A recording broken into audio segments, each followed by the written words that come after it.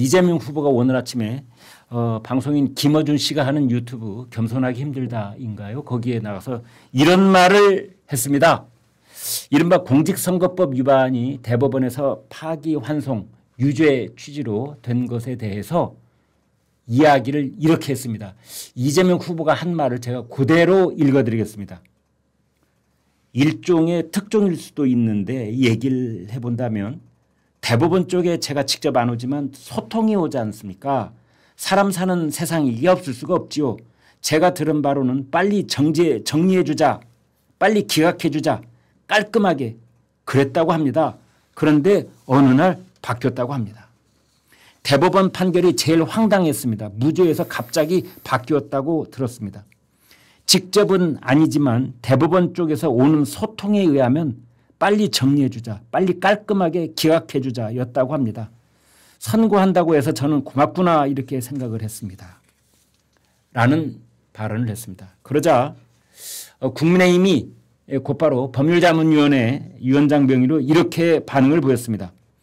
이재명의 공직선거법 재판이 상고 기각될 것이라고 미리 들었는데 막상 대법원에서 유죄 취지로 파기환송해서 억울을 했다는 뜻이다.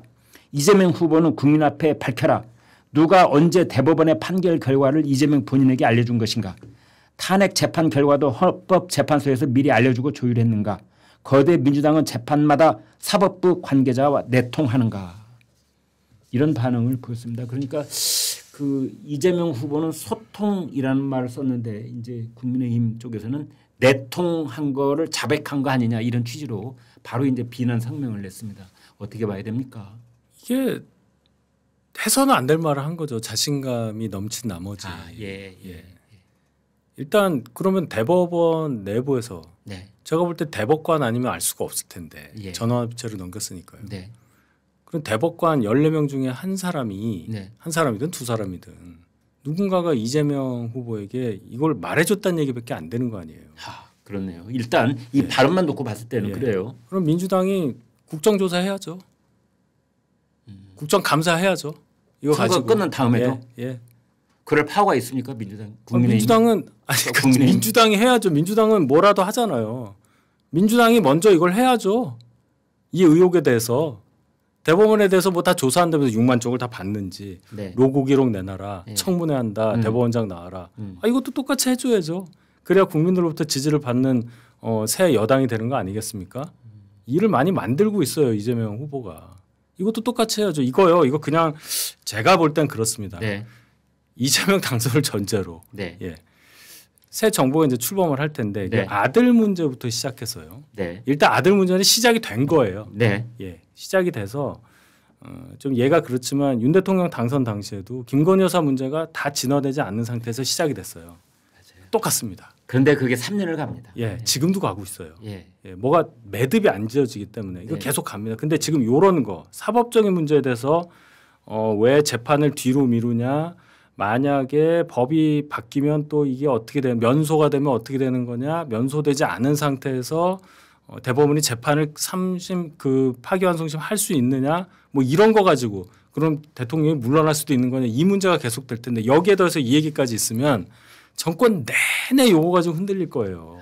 이 발언 하나로. 그런데 국회를 완전 장악을 하고 있는데 제 얘기는 반정부 에너지가 축적된다는 얘기입니다. 국회에서는 방법 없죠. 저쪽은 모르세니까요. 한국말을 안 쓰는 사람들이에요. 못 알아들어요. 그냥 갑니다. 그렇지만 이걸 듣는 국민들은 국민들이 바보가 아닌데 이게 말이 되는 생각을 계속 할 수밖에 없는 상황을 미리 만들고 있어요. 이재명 후보가. 안 해도 될 말. 그러니까 지금이 제일 좋을 때라고 제가 말씀드리는 거예요. 특히 이재명 후보가 그런 말을 했습니다. 사람 사는 세상인데 소통이 안 올 리가 없지요. 뭐 이런 투로 얘기를 했어요. 그럼 저희는 사람이 아니니까?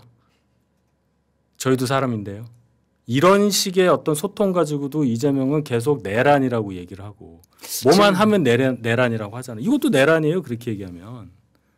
더더군다나 지난번에 이제 김만배하고 권순일 대법관하고 사이에서 오랜만이네요. 뭐가 있지 않았느냐 이런 의혹이 휩싸여 있던 차에 이런 말을 하니 대법원에 뭔가 이재명 관련 재판이 올라가기만 하면 이 사람은 진행 과정을 다 보고받는 것 아니야? 그렇죠. 이런 생각이 드는 겁니다. 이분은 과거에도 2019년 뭐 이때도 내가 그런 상황이 있었기 때문에 아무 문제의식 없이 이 얘기를 했다고 봐요. 저는. 그때도 했었는데 뭐가 이상한가? 이거 이상한 거야? 이렇게. 근데 국민들은 당연히 이상하게 보죠. 네. 그래서 자세히도 얘기했어요. 그렇게 보고받았다고 그랬잖아요. 너무 자세히 얘기했어요. 뭐 그렇게 들었다더니 보고를 받았다고 그랬어요. 보고를 그냥 사적인 얘기하는 걸 보고라고 하진 않죠. 격식을 갖춰서 알려주는 걸 보고라고 합니다. 아랫사람이 윗사람에게. 그럼 그 아랫사람은 누구고 그 아랫사람은 누구에게 그 얘기를 들었고 국정조사해야죠. 청문회도 하고요. 왜 안 됩니까? 오늘 석간신문을 포함해서 여러 언론들이 6월 5일 국회 본회의가 열릴 것이다. 네. 이런 말을 하고 있습니다. 네. 6월 5일 국회 본회의가 열리면 이란 대통령 재판 중지법하고 그다음에 공직선거법에서 허위사실 공표에서 네. 행위 부분 삭제하는 네. 개정안, 그다음에 내란 특검법, 네. 뭐 해병대원 특검법 이런 법안들을 다 무더기로 통과시키는 것 아니냐 이런 얘기가 나오고 있습니다. 그럴 가능성이 충분합니다. 제가 볼 때는. 이재명 후보가 지금 계속 말하고 있는 게 네. 나는 정치 보복 안 하겠다 하면서도 내란이라는 단어를 통해서 뭔가 응징하겠다는 의사를 계속 얘기하고 있어요. 네. 그래서 내란의 범위가 굉장히 넓습니다. 예, 뭐 댓글만 달아도 내란이고. 네. 그러면은 민주당은 내란당이에요. 드루킹. 예, 이미 내란당이에요. 위원정당 심판을 받았어야 하는 당입니다. 네. 그런 논리가 성립을 하거든요. 그래서 아마 그 6월 5일이면 뭐 제일 힘쌀 때니까 내일 모레 글피인가요? 예, 그때 되면은 말씀하신 그런 법안들을 통과시키고 당연히 빨리 공포를 하겠죠. 그러니까 6월 18일이 왜 파기환송심 이제 첫 공개 재판이 열리는 예, 날인데 공판기일이죠. 예, 재판이 열리는 날인데 그날 이전에 어쩌면 공직선거법에서 그 행위 부분 허위사실 공표의 행위 부분을 삭제한 법안 개정된 법안을 정확하게는 이재명 대통령이 당선이 된다면 본인 입으로 공표를 할 가능성이 있다. 그게 본회의 통과해서 송부받고 10일 내에 안 하면 다시 재의결 가는 거니까 네. 그 안에 공포하면 되는 거 아니에요. 예. 국무회 심의를 거쳐서. 네. 그럼 5일이면은 오늘이 2, 3, 4, 5 그러면 목요일이니까 예. 그러면은 6월 10날이 국무회의 아니겠어요? 네. 화요일이죠. 예. 대통령 된 지 일주일 만에 네. 그날 국무회의에서 심의해서 공포하고 공포해버리면 됩니다. 예. 그러면 공직선거법 개정안 국회 통과가 됐으니 공포. 6월 18일 재판은 뭐 면소 판결 받게 되겠죠. 그렇네요. 예. 파기환송심에서 그냥 이건 관련 법안에 처벌할 수 없어. 처벌 조항이 없어졌으므로? 처벌 조항이 없으니까. 그래도요. 유죄받은 대통령이란 건 남아요. 면소는 소급이 되지만 국민의 의식은 소급이 안 되는 거 아닙니까? 유죄 취지로 파기환송된 거잖아요. 유죄 대통령이에요. 국민들이 저항의 움직임이 그래서 제가 나타날 수 있을까요? 반정부 에너지를 차곡차곡 쌓아가고 있다는 말씀을 드린 겁니다. 거기 하나를 더 얹은 게 방금 그 대법원 발언이에요. 거기에 가족 문제가 5년일지 몇 년일지 모르겠는데 내내 이 큰아들 문제는 뭐 곧 결혼도 한다고 하는데 이번 달에 한다고 그래요. 예, 네. 예. 여기서 멀지 않은 삼청각 이런 데서 그 장소 때문에도 또 여러 얘기가 나오는데 예. 그거 관련해서 계속 나올 겁니다. 저는 그렇게 보는데요.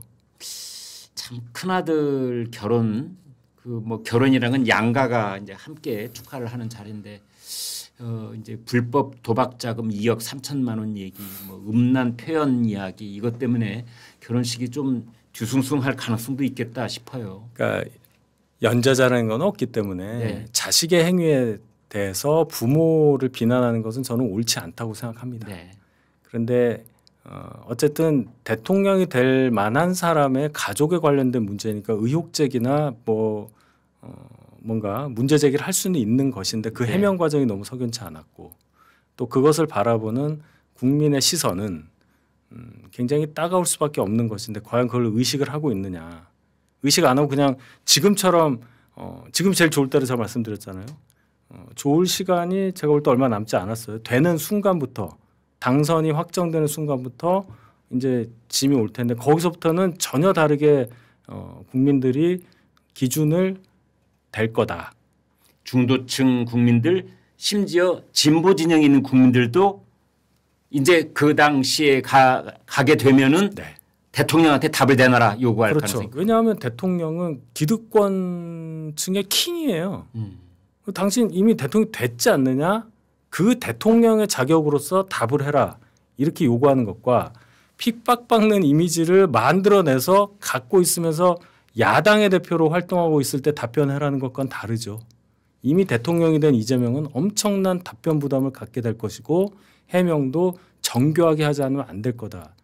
잘못하면 아니라 제가 볼 때는 계속 이 문제 가지고 끌려갈 수밖에 없다. 그건 국회 의석하고는 관계가 없어요. 민주당 내부에서도 문제 제기할 겁니다. 아까 이제 성인이 된 자식이 일으킨 문제로 그 부모가 뭐 어디까지 책임을 져야 되느냐 연좌제를 이제 얘기하는 건 옳지 않은 것 같다. 100번 동의를 합니다만 그러나 그 이재명 후보의 아들이 지금 구설에 오른 내용 중에 이른바 도박 자금 2억 3천만 원. 이 사람은 고정 수입이 없는 사람인데 그 돈에 대해서는 만약 그 돈이 부모로부터 간 돈이라면 이건 문제가 되는 것 아닙니까? 근데 부모한테 저 도박할 테니까 돈 달라고 그렇게는 말 안 했을 거라고 또 얘기를 할 거예요. 줬다 하더라도 아니 도박한다고 달라는 돈이 아니라 뭐 사업한다고 달라는 돈인데 도박했을 줄은 몰랐습니다면 끝난 얘기입니다. 또 그렇게 되네요. 예, 그렇잖아요. 예.